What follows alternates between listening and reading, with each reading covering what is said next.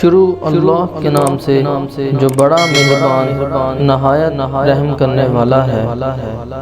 مسلمانوں کی 800 سالہ کامیاب حکومت کا یہ بھی ایک راز تھا۔ قطب الدین ایبک شکار کھیل رہے تھے، تیر چلایا اور جب شکار کے نزدیک گئے تو دیکھا کہ ایک نوجوان ان تیروں سے گھائل ہوا پڑا ہے۔ کچھ ہی پل میں اس گھائل نوجوان کی موت ہو جاتی ہے۔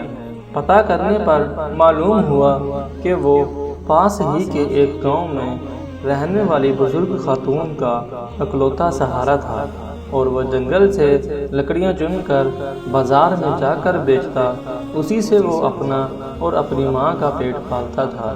قطب الدین ایبک اس کی ماں کے پاس گیا، بتایا کہ غلطی سے تیر لگنے سے اس کے بیٹے کی موت ہو گئی ہے۔ ماں یہ سن کر زور زور سے رونے لگی اور روتے روتے بے ہوش ہو گئی۔ پھر قطب الدین نے خود کو قاضی کے حوالے کیا اور اپنا جرم بتاتے ہوئے اپنے خلاف مقدمہ چلانے کی آزادی دی۔ قاضی نے مقدمہ شروع کیا، بوڑھی ماں کو عدالت میں بلایا اور کہا کہ تم جو سزا کہو گی وہی سزا اس مجرم کو دی جائے گی۔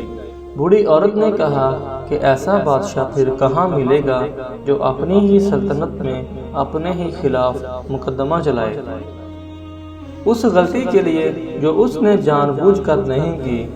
آج سے قطب الدین ہی میرا بیٹا ہے اور میں اسے معاف کرتی ہوں۔ قاضی نے قطب الدین کو بری کیا اور کہا اگر تم نے عدالت میں ذرا بھی اپنی بادشاہت دکھائی ہوتی تو میں تمہیں اس بڑھیا کے حوالے نہ کرتا بلکہ خود سخت سے سخت سزا دیتا۔